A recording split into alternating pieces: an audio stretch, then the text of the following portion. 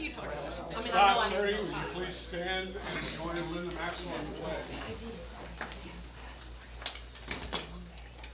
I pledge allegiance to the flag of the United States of America and to the republic for which it stands, one nation, under God, indivisible, with liberty and justice for all.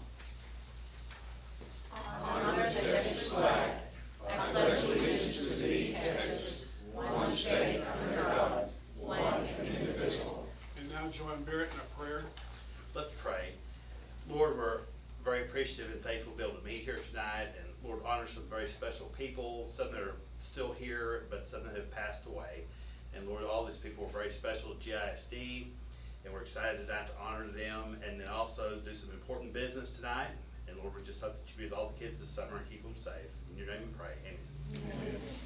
We'll begin with our Hornet Spotlight. Well, we have the family of Jeannie Cohagen here tonight, and I wrote up a little synopsis on Jeannie's life. She graduated from Gatesville in 1960, so she's a true Hornet. She began teaching at Mound, Texas in 1964. They still had a school district back then. And she worked at Mound in the state school until 1971. And then in 75, that's when she started here. And she taught a variety of different things until her retirement in 2014. Things like second grade, fifth grade, seventh grade, GCS, all the English related. But it was her time in seventh grade with partner teacher Pam Bone, who we're also honoring tonight, that was probably the most impactful and most memorable. In her retirement letter, Jeannie even stated, seventh grade English has been my dream job since I was a student in Gatesville Public Schools. I love teaching students to write and see their potential. In one of her evaluations, James Bates wrote, Ms. Cohagen maintains a good relationship with her students. She shows them a genuine concern. Greg Hines, another principal of hers, wrote, you're always so positive and courteous. Her last two sentences in her retirement letter were, I've loved being a part of the GISD system. I will always be one of the Gatesville Public Schools' greatest supporters. Sadly, Jeannie passed away in 2017, but her family's here tonight to accept the certificate in her behalf. And do y'all want to, Pam, I think I may honor you next and take a group picture, if that's okay. Since y'all were so that would be great. Intertwined. And I think I'd also like for this group, for the board to be up there with them as well in the picture, because they put in a lot of years for Gatesville ISD. So let me read Pam's synopsis. This will be good. Phil, help me write it.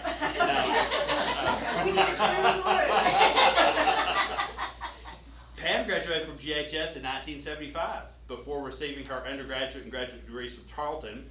From 79 to 81, Pam taught at Academy ISD, but in 81, Ms. Bone began her career here as a 7th grade reading teacher. In 90, she began team teaching 7th grade with Jeannie Cohagen, which was a very innovative idea at the time. In 1995, Pam spent 1 year as librarian. Is that right, Pam? Okay. And then before becoming Gatesville Elementary Principal in 1996. She retired in the spring of 2019. In her retirement letter, she wrote, I count my 38 years with GISD as a true blessing. It's been an incredible ride filled with learning, laughter, and compassion. Fortunately for us, Pam came back immediately the next year and is working part-time as a reading interventionist at the intermediate. And this is the first Hornet Legend that had me as an evaluator, so I can write down what I put about Pam. I said, I can honestly say that Pam's one of the kindest, sweetest people you could ever meet. She truly loves the kids and cares about all of her former students. She also cares deeply for her current and past co-workers. And Pam's very deserving of being a Hornet Legend. And both of these ladies taught me. And Keegan, they teach you? Yes, Anybody else get taught by Jeannie and Pam? They taught me. Okay, yeah. Calvin, yeah, Diane. Her first year here, I was a 7th grader. Yeah. Her and Miss Marcia Worthington. I was a quiet kid too. You were very quiet. Exactly. And coincidentally, Calvin is 55. Happy birthday, Calvin. So, how about those apples? Pam, Jeannie's family, if y'all want to come up, board, let's take a group picture with these guys. They certainly deserve it. Jeff, I'll get you all the names. Okay. Yeah. Very good. There's Pam's.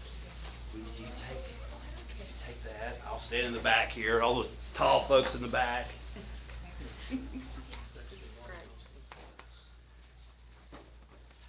This precious girl was born while Jeannie and I were teaching. Wow. Yes, and she's been a blessing to everyone. Is this Miss Macy? Yes. I remember when you were I born. know. See? I am old. Make me Yeah. feel old. Looks like Calvin's hiding.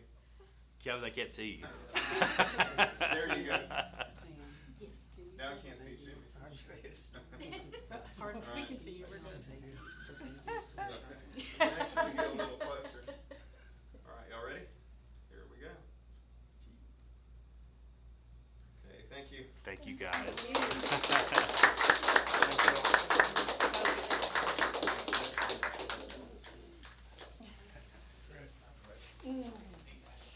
Before you guys leave, Pam and Wendy, is there anything y'all want to tell the group?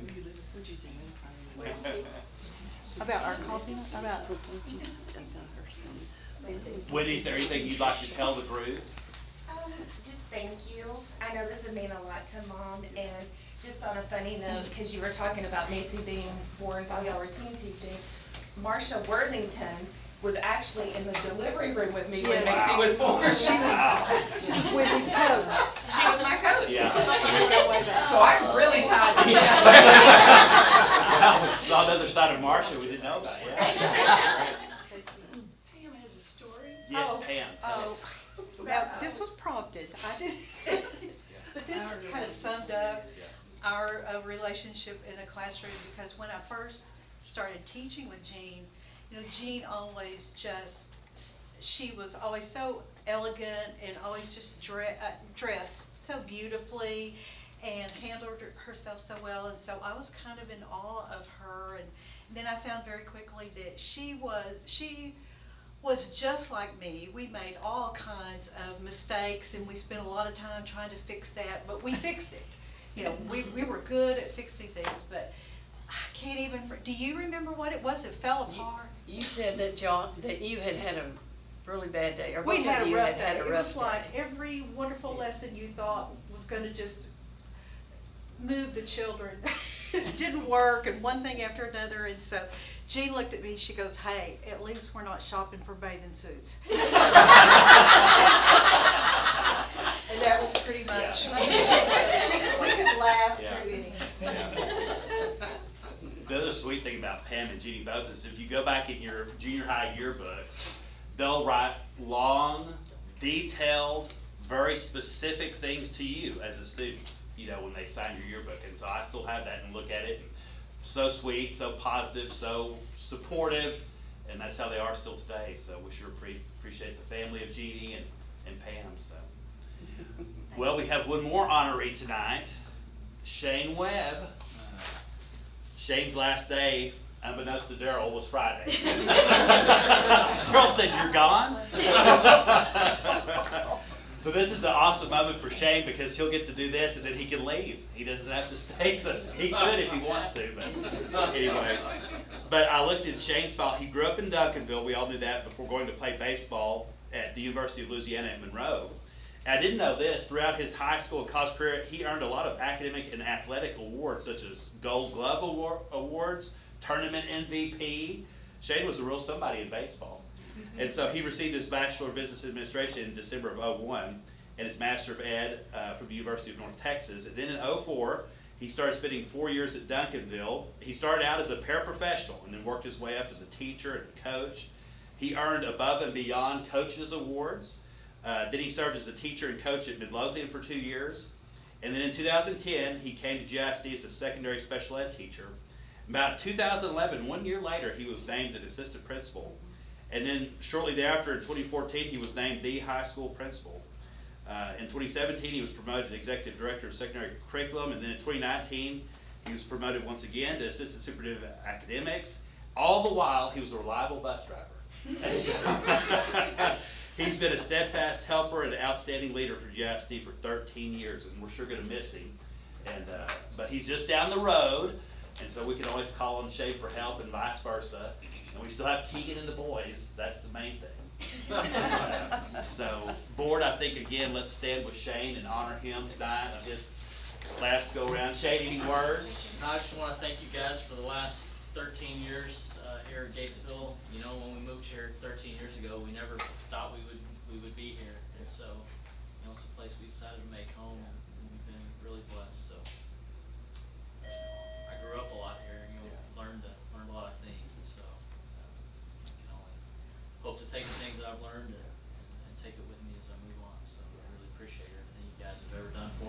the support you provided to me and my family, and so thank you guys.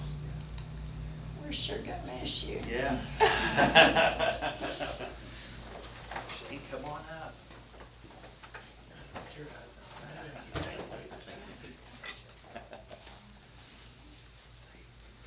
All right, guys, y'all come around here. Congratulations, old boy. Please get behind somebody. Yeah.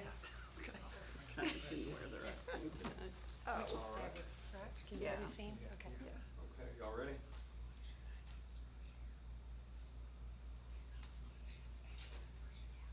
All right, thank you. All right.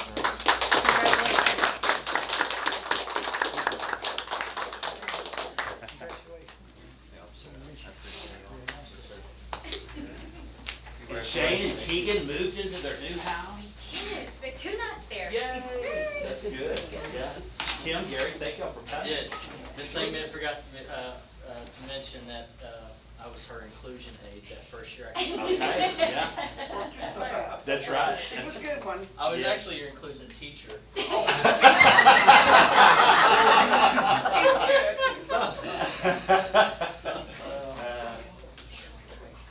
Well, guys, y'all are certainly welcome to stay, but you don't have to. The rest of it's just school business. And we're sure glad y'all came tonight.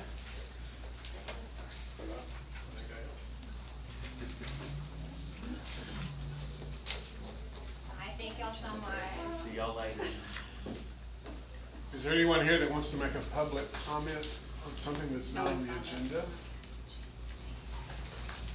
In that case, we'll move to the consent agenda. I'm sorry. Public notice of intent to apply for federal grants.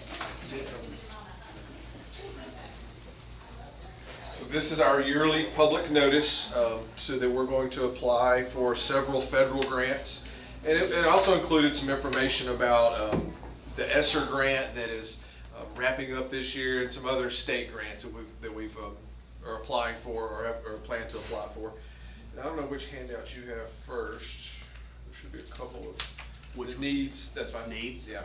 So part of the process when we're determining what grants we're going to apply for and how we're going to use the money is to identify specific district and campus needs. We have identified 10 needs, and we do that through a process called the Comprehensive Needs Assessment Process that starts at the campus level, and we have 3 big district-wide meetings each year, and it's an ongoing process that we continue to evaluate our needs. They're very similar to the needs we had last year. They don't usually change dramatically, but you have a copy of those. I don't want to go through each one of them individually, but I'll be happy to answer any questions if you have questions about any of them. The key is that it's a process, and that we don't just sit down and tell the stakeholders what the needs are. We involve parents and students and faculty members and community members in the process of helping identify those needs. And those needs then drive where our grant funds get spent. And the next document you have lays out the grants that Gatesville ISD will apply for in the 23-24 school year. And the number in parentheses is the final amount that we were awarded last year. The amount outside of parentheses is our planning amount for this year. And so that's the amount the state tells us to plan for. It could go up or it could go down when we get our final allotment. It usually stays pretty much the same, so we can do some pretty good planning with that. And you can see there are several grants on this document. The ESSA grant is usually more commonly known as Title I. And there are 5 sub-grants within that. 3 of them that we apply for on our own, and 2 of them we apply for with a shared service arrangement with Region 12. Then we have the Special Education Consolidated Grant, which has 2 sub-grants in there that we apply for. And then we have the Perkins 5 Strengthening Career and Technical Education Grant, which is geared specifically towards the CTE programs. And then the American Rescue Plan is commonly called the ESSER grant, And the reason there's no parentheses on that is that's a grant we've already applied for, we've already been awarded, we've been spending for several years. I think this is the third year of that grant, and it actually expires at the end of this school year. And then some school safety grants that we have applied for. The $200,000 school safety standards formula grant that you guys approved for us to apply for, and we're using that for intra-resistant film. Silent panic alert technology was a grant that we've applied for. And then a bullet resistant shield grant, and actually we just received approval last week on this. I was on vacation, so I didn't get to update my document. And so Chief Stiles went through the program, went through the process with us, and we're going to be, we were awarded enough to get 5 bullet resistant shields, 1 for each police officer. Any questions about the grants that we're going to apply for, or this is just our public notice that we're going to do that. They are all due, or the Perkins, Special Ed Consolidated, and ESSA, the application deadline is September 1st. But after July 4th holiday break, I'll get to working on the applications, and we'll get those submitted well before September 1st. So hopefully we can get our funds. If there are no more questions, that's our public notice of intent to apply. Thank you. Thank you. The next item on the agenda is consent. Those include items that the board will not vote on, those accept unless we have one that's pulled. Minutes of the May 15th regular meeting, financial statements as of May 31st, bills and payrolls for May 23rd, 2023, budget amendments, budget year-to-date amendment to fund balance, quarterly investment report is of May 31st, vital signs report, food service report.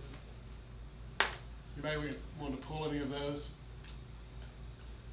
Do I have a motion that we accept the consent agenda? Cheyenne, seconded by Linda. Any other discussion? All in favor?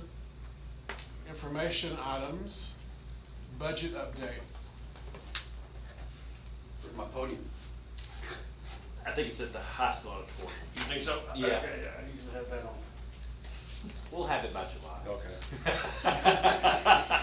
Make sure it's on fast. You gotta hold your microphone and flip the pages. Hey, what? There is a, that rolling car. Terry was calling about that when I came in. Yeah. Oh, I can set this down. Yeah. Flip through my papers. Thank you. You're welcome. That's perfect. True teacher fashion, a rolling car. Okay.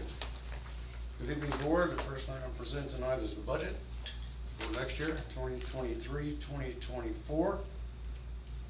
It's been a topsy-turvy legislative session, and quite frankly, didn't know where this whole thing was going. But legislative session ended, and a lot of things were left undone. But we're going to pick up the pieces and go with what we have. So we're going basically with mostly current law. And that's how we built the budget. As you know, we start working on the budget back in February-ish. And we sent out notices to all of the departments, all of the campuses, and everybody has input in terms of building the budget. And so we were on it for several months. And then we put it together. In the board agenda information sheet, can you put that up for me, please?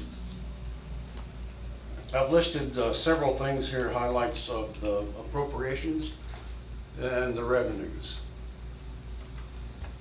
So on the revenue side, I'm looking at 2.2 million in revenues. The personnel costs are going up about 900,000 as a result of raises and normal step raises increases that happen anyway. The ESSER 3, Dr. Yancey mentioned ESSER 3 being phased out this year. He meant next year, actually. Next year, we'll have another amount that we can spend on the ESSER 3, and it goes away completely. But we did have to bring in $750,000 of costs that we had been charging to ESSER 3 this year, and bring that in-house into Fund 199. So that's a good chunk of change. The campus department department budgets have increased about 500,000. And there's two big ones in there. One is a $70,000 increase in the property and casualty insurance this year. That's basically going up every year. That market is really tough. And the other one was we did go ahead and put in a school bus. We haven't been buying a bus in the last couple of years, and we got off track. And we need to get back on track, guys, because that bus fleet is really aging. And we need to get back, so we're gonna put one new bus in the budget for next year. That runs probably 100 to 110,000. Not sure exactly what that'll be, but that's generally the range. It's probably more like 110. That's assuming we're going to go with diesel. I don't know if they want to entertain propane or electric. I thought you could say electric. A lot of school districts are.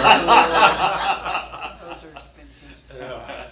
But I'm assuming we're going to be buying a diesel bus. All right, that was appropriations. On the revenue side, property values, preliminary property values was 14% increase. We'll get the final certified values later in July. And at that point, we'll also come up with our final tax rates. But we pretty well estimate we're going to be making several $100,000 additional tax revenues off the M&O side. Estimating 300,000. The interest rates have been going up. That's one good thing about having a fund balance, is that we were able to budget $550,000 additional in the revenue side coming from interest income off of our savings and off of our investments. That'll put the total investment income probably around 800,000 for next school year. So that really did help build this budget. As you recall, the SHARS Medicaid reimbursement, we're decreasing that from $750 what we had budgeted this year. And in the little sheet here, I say 50,000 reduction to 700. I've actually reduced it 100,000 down to 650. I think that's what I told y'all originally, that we were going to budget 650 next school year for the SHARS Medicaid reimbursements. State aid funding is expected to go up about 300,000, could be more. Most of that's because of the increase in the basic allotment. The big thing here is that this fiscal year that we're in right now, we took a big hit because we had to pay back $1 million to the state that they overpaid us the prior year. And so we really took a hit this fiscal year. And that was very tough putting together that budget last year, as you recall. And we won't have that $1 million payback next year. So in effect, our FSP is going to go up by $1 million as a result of that. So that helps tremendously. The food service program is estimated to have a deficit of 100,000, which we're going to use from carryover fund balance. And we have a significant fund balance that we've built up in food nutrition. And that might not be, we might actually break even, but at least right now I'm projecting a loss that'll come out of fund balance and Fund 240. Of course, the big thing is going to be enrollment and attendance. Dr. Pollard and his staff did a great job of focusing on attendance this year, and we ended up around the 94% range. And they worked really hard. All the campuses worked very hard in keeping the attendance up. Went up from like 91, like it was the year before. So that makes a big, huge difference when you get that attendance up close to 95%. And the other one is enrollment, of course. Enrollment at the end of this school year, unfortunately, hit the lowest on record. And we certainly hope and are praying that that will stop. That decline will stop, at least bottom out, and maybe start climbing back up eventually. But right now, I've got an enrollment trends graph that starts in 1967, and we topped out in 2010, I believe. And since 2010, it has just gone like that. around 2,900 was the enrollment at that time. like y'all So learned at that's- SLI, low birth rates, not quite close enough to I-35, different things like that, takes a toll. Homeschooling. Some homeschooling, COVID took a dent. COVID, yeah. Yep. And, you know, just in the society, and what it did to a lot of things, and including school enrollment. But this, of course, is based, our budget will be based on a same enrollment, not budgeting for any decline in enrollment, but a continued steady enrollment at the current level. The 900,000 that I mentioned here, increases in personnel costs, which is raises and step raises. I had a sheet in here in your board book that identified that 900,000 and broke it down by the different categories of personnel, starting with cafeteria, maintenance custodians, paras, professionals, police officers, teachers, transportation, and it came down to the total, and then we added 10% for benefits. The overall raise, average raise is 4.34%. I hate to get into percentages because it's all over the board. There's some that were adjusted just because they needed to be adjusted. We look at every single position every year, and we compare our positions with a good at least 40 school districts that are in our match across 4 different educational service centers. And we want to make sure that we're in the ballpark in our positions in terms of what these other guys are doing. Okay? So, and that's by category, each category we look at. So some got maybe a little bit more than others. So they weren't, you just didn't do it like a flat across the board. So that's why I really hesitate to mention a percentage, because everybody thinks they can go out and say, oh, that's what I'm gonna get. But then also you gotta consider that when folks reach the top end of the scale, their salaries are frozen unless we adjust the whole scale, which we are adjusting the whole scale this time around. But the ones, those really in the top end naturally are gonna receive a smaller percent than others. And I'll go over this because I think one of the items tonight is a presentation of our raises and our salary schedules. Okay, included in your budget was this sheet here, the spreadsheet, which shows it by department and campus.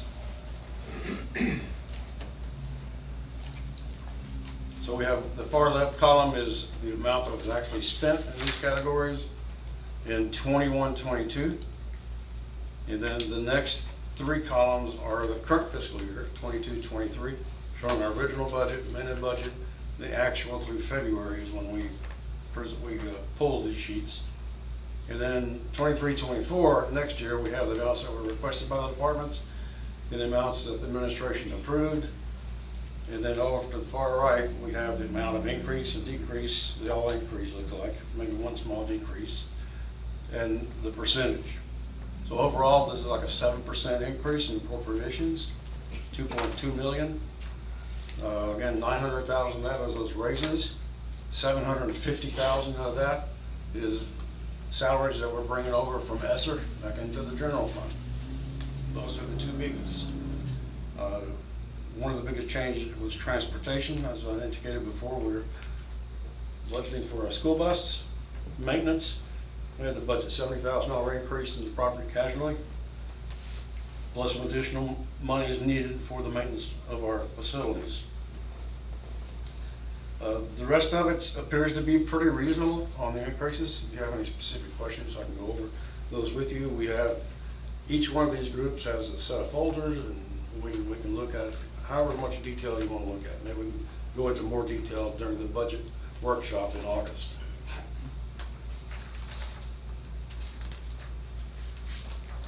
On the revenues, I had one on the revenue side. This is where I decreased the Medicaid from 750 to 650. We increased the interest by 550,000. and taxes about 300,000 or so. We're presenting to you actually only a balanced budget. There'll be a surplus in the INS, I can tell you that. We don't have exact sure what the interest rate's gonna, what the tax rate's gonna be, but at this point, I'm projecting several hundred thousand surplus in the INS, which I'm gonna recommend that we keep in there until we go and do another bond refunding on the next bond, and you'll have that money available to pay back the bond at that time. So that's kind of what I'm gonna propose. It looks like the M&O is gonna get compressed again. So the taxpayers here locally are gonna see a tax decrease on their M&O side, and we can keep the INS side the same and put the excess into future pay downs of the bond debt. That's kind of what I'm looking at presenting in August. So that's the story of the budget 23-24. Yes, it's much better looking than it was a year ago. But, we were sweating bullets, not knowing what that legislature was going to do. But it's done and over with. And do you have any questions about the budget for 23-24? Thank you for another outstanding job. Well, Appreciate thank your you. work. It's a lot of work, but it came to go. I always tell Barrett he must be living right. I thought for sure the governor would do something with that $33 billion surplus they're sitting on. You know, there were so many sound bites for teacher raises, and they did absolutely nothing. Absolutely nothing. There was a lot of rumors all over the board. But when it came down to it, they didn't do anything. Yeah. Which sometimes that's better than them doing something. But at least we have a plan. Yeah. Amen. We're gonna have a balanced budget, and we're giving out some pretty good raises to a lot of people, teachers included. Thank you, sir. Thank you. Wings graduation.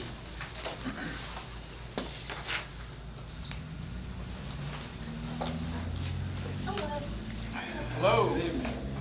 So we started out our year, we had 16 students in our Wings program, and we lost a few at the beginning. Some of them left us, but we had more come in. We closed out our year with 17. 9 of those graduated, and y'all attended. Thank y'all so much for your support on that. We have 2 that will be finishing summer. They have finished their coursework. They are working through their EOCs. And so they'll be, hopefully by August, they'll be graduating. And then we have another 2 set up to hopefully finish around October. So it's been a good year. It's been a good year. We have tracked down quite a few students and had them come in and work through some transition pieces with them and helped them hopefully not just be graduates, but move into society and be better community members too. So that's where we're at. Pam, you have a few of them working for you this summer. Yes, we have one that came in at the end of the year. She had some pretty significant medical issues, and so she has been coming in trying to make up what she missed at the end, working through summer school. And then one of our other ones who's close to graduation, she's been coming in as well. We opened it up so they could work at home like they would for summer school, but they come up here to test. So when they come up here, they can choose to stay if they want during the day, and then take their tests. So, Those sound like good numbers. yeah, I think it's going very well, very well. It is sad when we do lose a few, but overall, it's being very successful, so. Thank you very much. Yeah, thanks. Campus daily start and end times.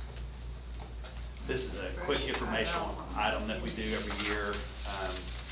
These start and end times remained unchanged. We did alter the Wings afternoon session slightly, so there's an overlap with the morning, but all the other times are the same as last year. So when parents start planning arrival and dismissal times and things like that, it's all the same.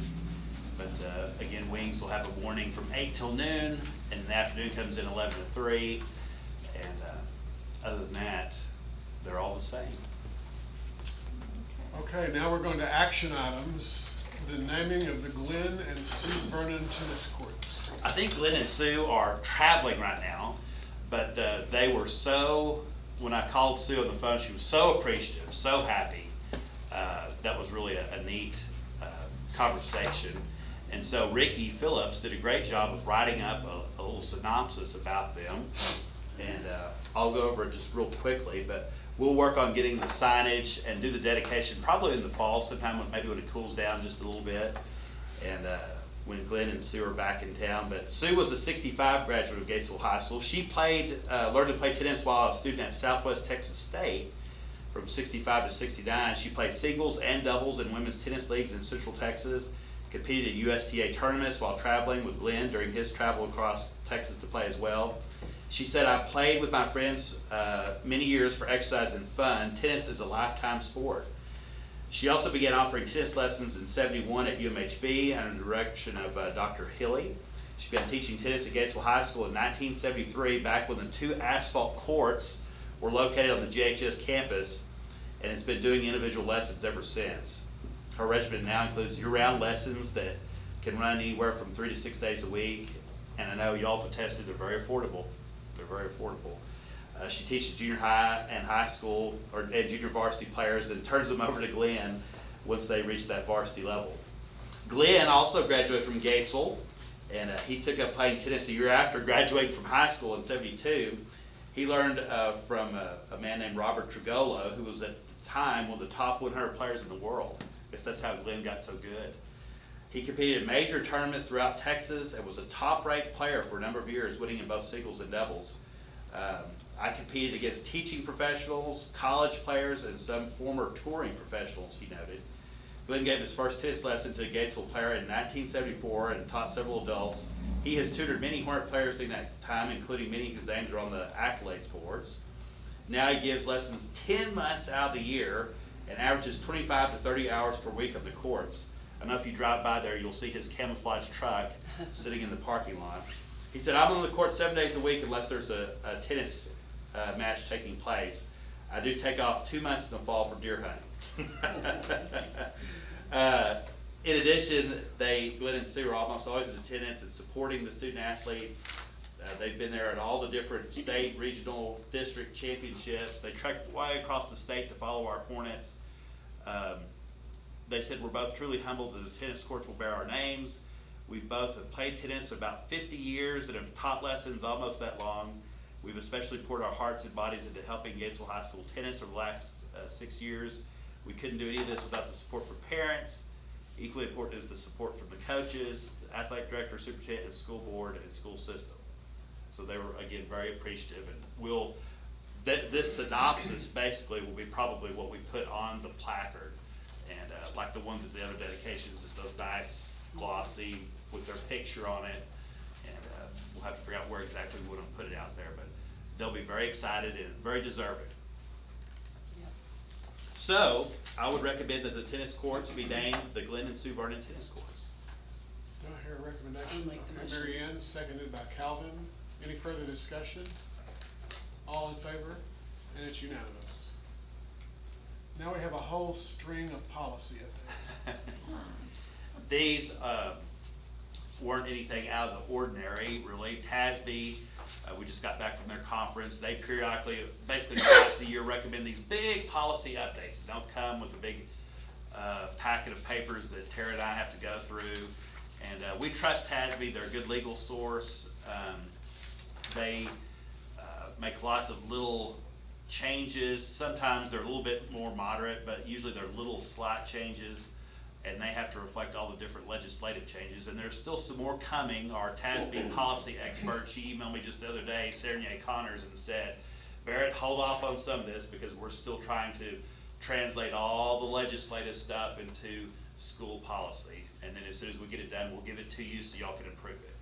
And so right now, I would recommend that we, as usual, replace, add, and delete the local policies as they've listed it here in your board agenda.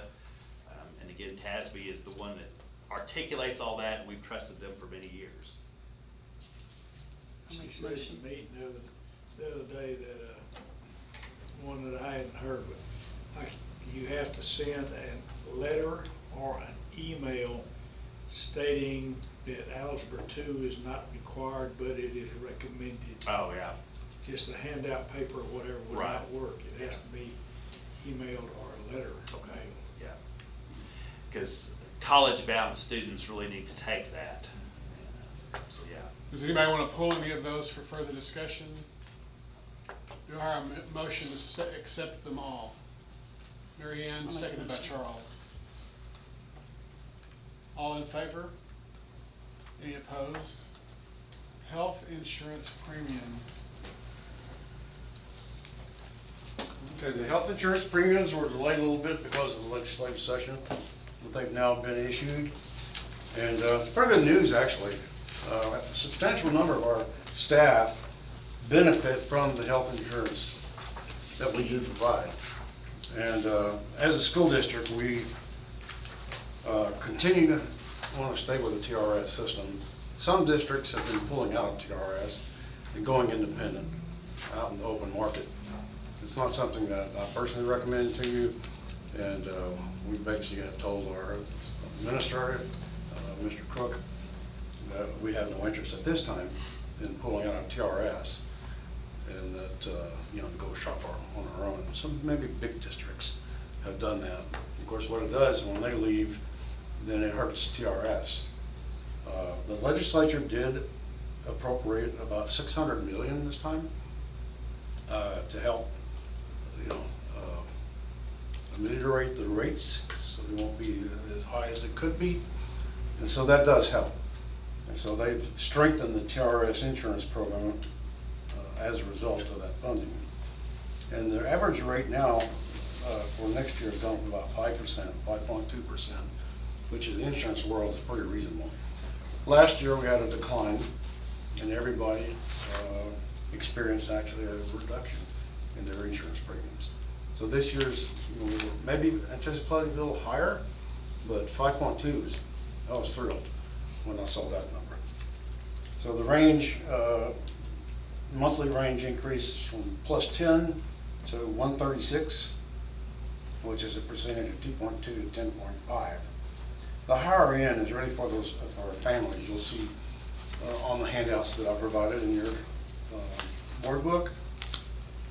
And a number of our families have 2 people working here, and they actually split the amount that we provide for the employee, the 417. They get it both ways. So that really helps for the ones where they both work here, provide for their retirement on a family basis. Just let you know that.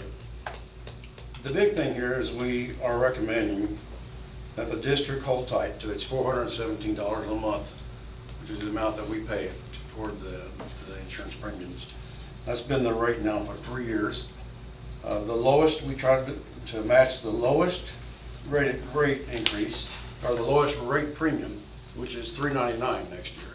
So we're a little higher than the lowest premium. And the difference between the $399 and $417 amounts to about $74,000. So if we were to reduce it down, we would save $74,000. But the overall, it's a big premium, and we feel like it's going to eventually catch up anyway. And so we recommend, this will be board action tonight, that the board approve the $417 a month as the employer contribution toward the employees. The total premium is $2.4 million. I've got a number of handouts here I've given to you in your board book, and I have one spreadsheet that I did. Color spreadsheets, I like color Excel files. And this one here shows you a lot of stuff. It shows you like 3 years worth of information about the rates, where they've gone. For instance, this current year in 2023, 41% of the individuals that take out health insurance took out Scott and White. 33% took out active care primary. 16% took active care high deductible, and 9% took out the active care primary plus. And you can see on this chart across what the rate increases look like. Also, I have that $74,000 right here. Is the amount that it costs us as a school district to maintain that $417 a month. And then on the bottom right over here is the total premium for next year, which is $2.4 million, the insurance premium. And the school district funds $1.7 million of that. So we provide 71% of the overall insurance premium, and the employees' part is about 29%. Now, last year, they all experienced a rate decline. This year, they're gonna have a little bit more increase. So even though the overall increase is 5.2, the district's increase is 1.6, and the employees is 15.2. But they're still very, very reasonable increases. And I think we have a very solid insurance program. They have a lot of choices. Most of the changes in the benefits weren't very significant. You see here, there was a, where is that one? Let me show you where, I think it's this one here. What's new and what's changing? You'll see that in your board packet. Looks like this. That kind of gives you an idea of what the different plans are doing next year. For instance, and these right here are just, on this sheet is just TRS. It doesn't include Scott and White, which is considered an HMO. And theirs is on another sheet I'll show you. So for instance, TRS Active Care, the individual maximum out of pocket decreased by $650. That's a good thing. Family maximum out of pocket decreased by $1,300. That's a good thing. On the TRS Active Care HD, that one went up a little bit because that one's actually tied to the IRS tables that they have to abide by. We have a smaller group on the HD. And the HD is the one that take HD, then they have the option of taking a savings account, a healthcare savings account. So we actually have a pretty small percentage that's doing the healthcare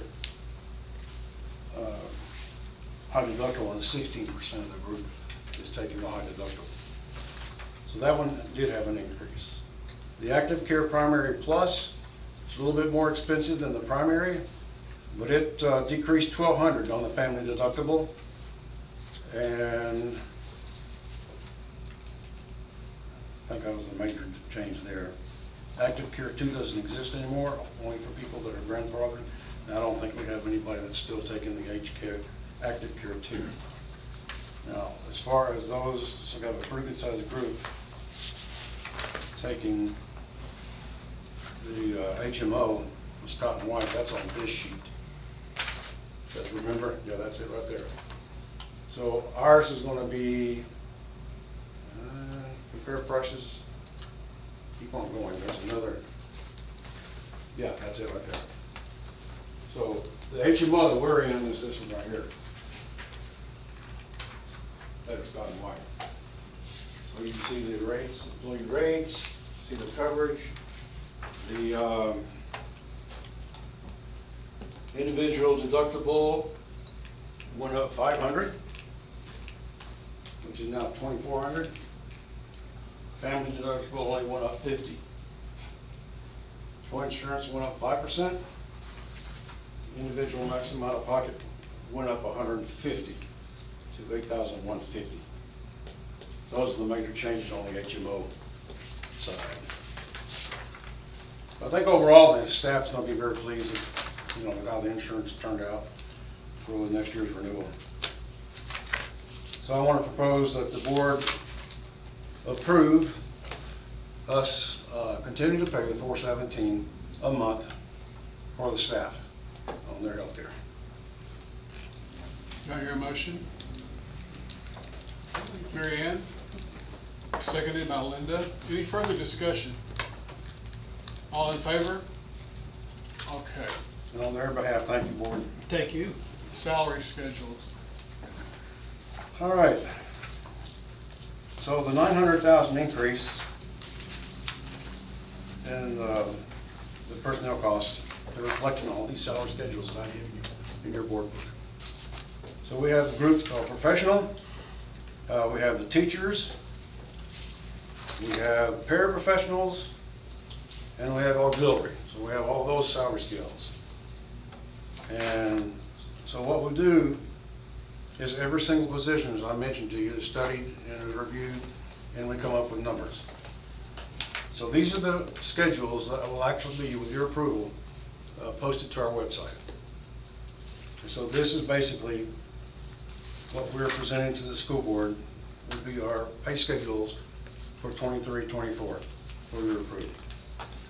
And then what it does on the teacher side, I got that beautiful little chart. I'll show you all sometime. The big curve. If you look at that, you got the big curve up there? Dr. Potter loves this big curve. All right, so there's a lot of school districts in our area. This one here is, I can't even read that actually. What is that? That's Gerald. Okay. So this top one is Gerald. What this chart represents is above minimum. You know, you have the stat min, where the Texas says this is how much you got to pay your teachers at each step between 0 and 20. They don't go beyond 20. And this is how much. This is 18,000. So this school district right here is almost 18,000 above stat min at level 0. So you can see some of these guys are really front loading those early years, pretty big time. This is where Gatesville ISD is currently. This is green bar right here. So we're the lowest. And it's not until we get about right in here, you know, after the 20 years that we even get competitive. So with these raises, what we've done is we gave 1,000 increase from step 0 to 30, everybody, all of them, 1,000. And then we took step 14, we added $100, additional $100. Step 13, we added another 100. Step 12, another 100, all the way until we got to 0. So at 0, we're looking at a $2,500 increase. So you can see what that's doing is that's pushing that curve for us. We've always been flatlined. So now we're making some progress in these early years. So we're getting now somewhat more competitive with these other districts. But that's the effect, guys. And of course, everybody hasn't released, this is our 24 rate, right? These are 23 rates. So when we get the rates, you know, in the fall, we'll go back and research and see what all the school districts have done to their teacher skills. There's no telling what's going to happen. We'll probably be back lower a little bit, but it won't be as bad because now we're beginning to address those early years, which we have not up until now. So I hope you're pleased with the result of where that places us vis-a-vis these other school districts. But that's a very important chart that we look at every year. And we want to stay as competitive as possible. We know some of these we can't even touch. Any questions, comments about these numbers?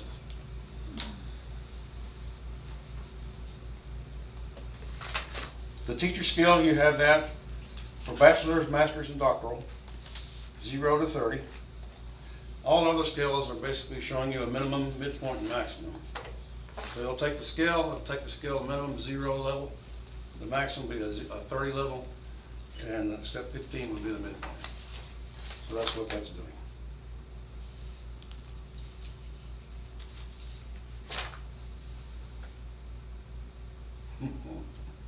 It's a lot of numbers.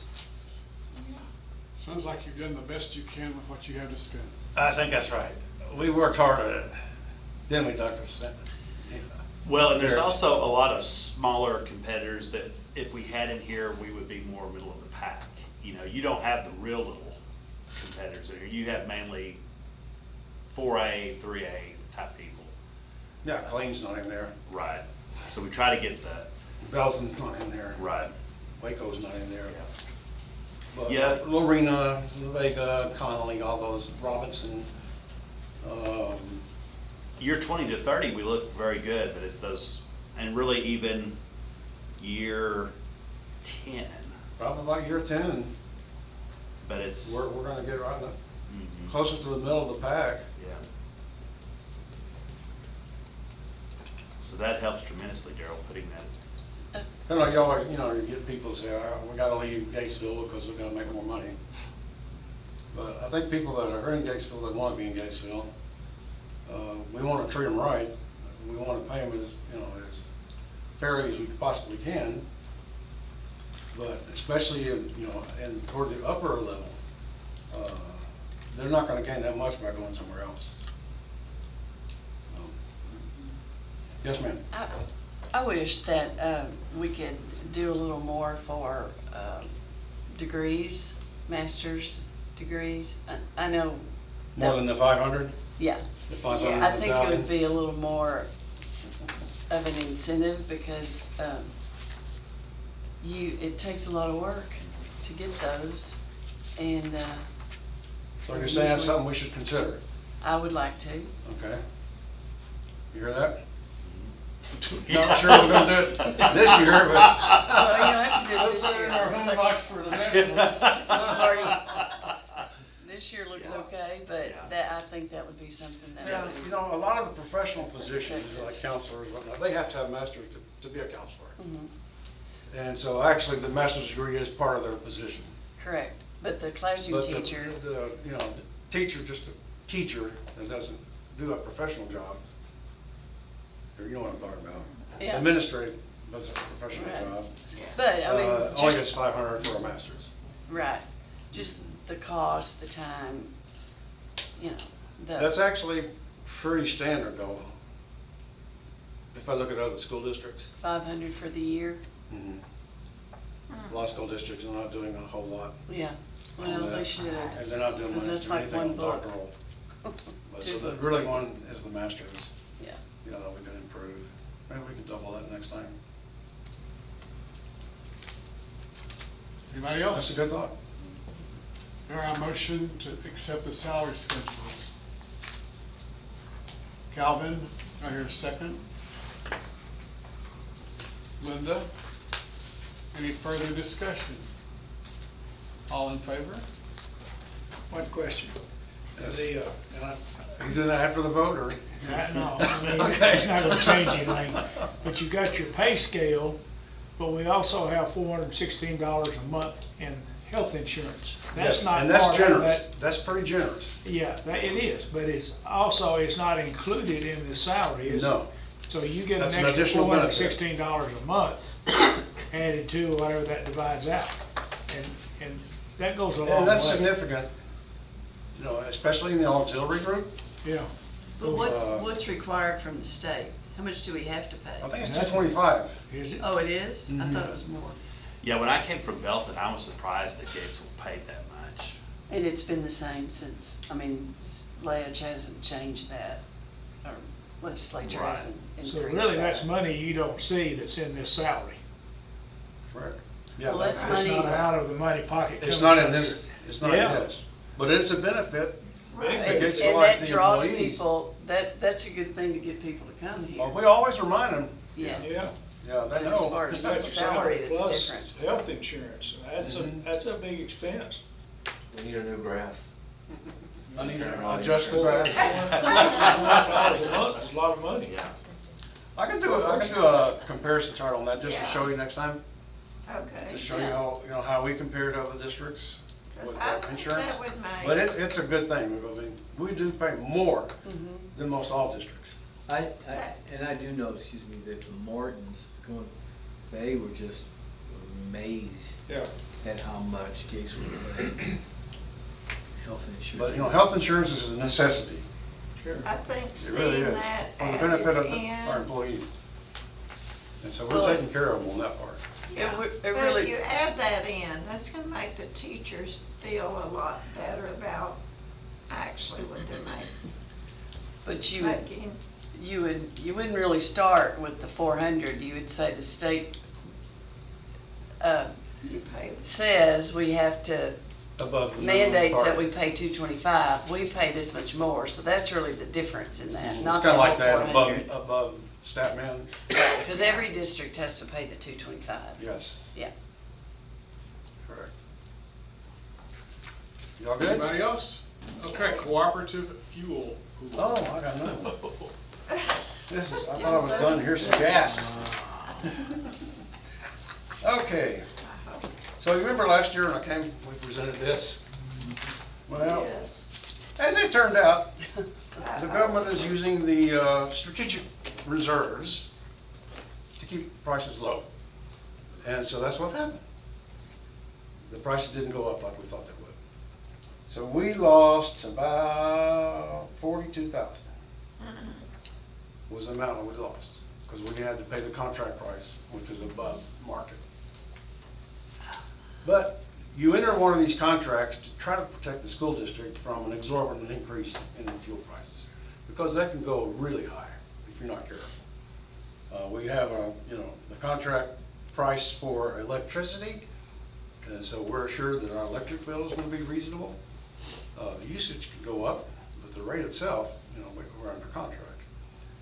So the contract that we currently have, you see this little chart? Can you put that on the one with the bar graph? The current contract that we have, the price on diesel is $3.77. That's what we're paying under our contract. And the gasoline is $3.37.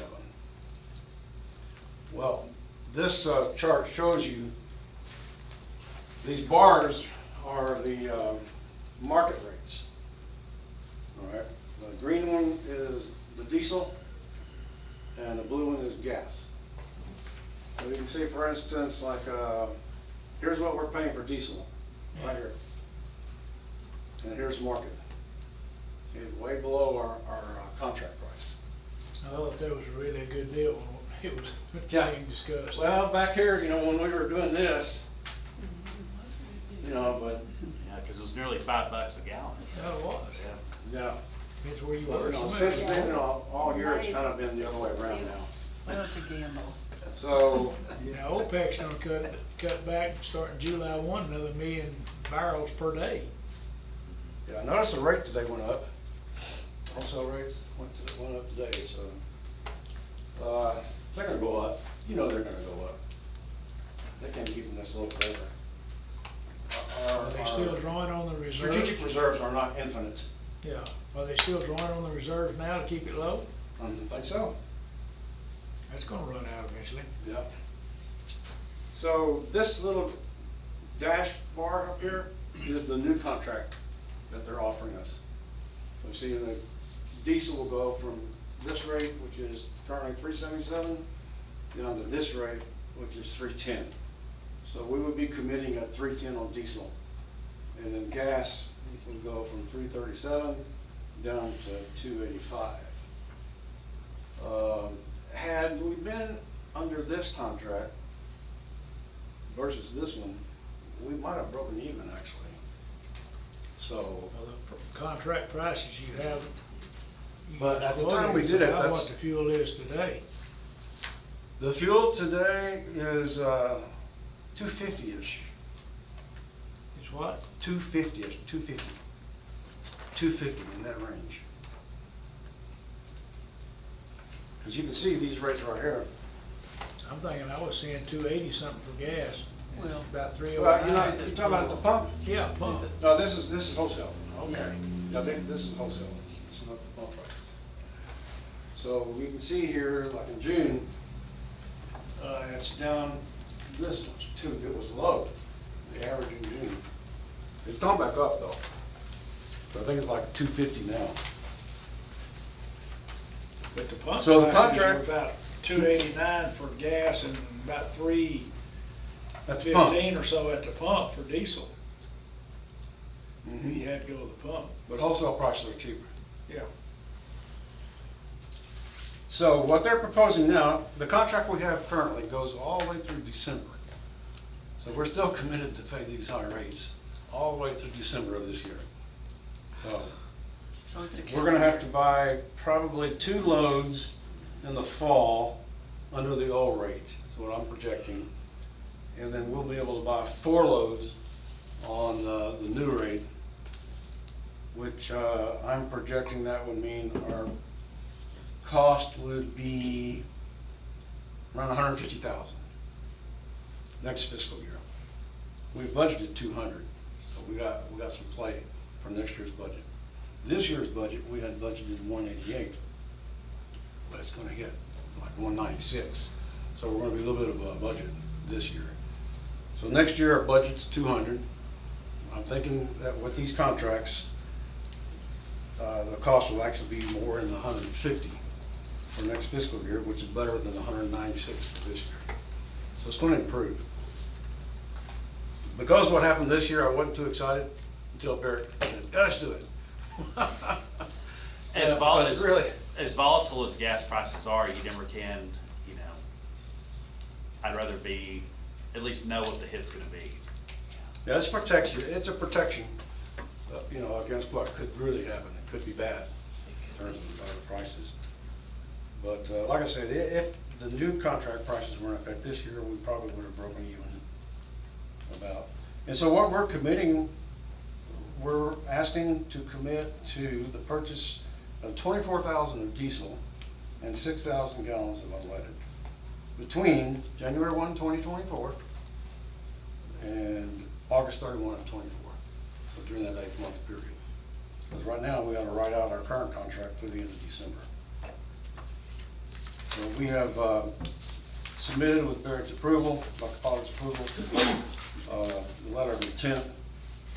And then if the pool formulates, there's no guarantee that it's going to formulate, but if the pool does form,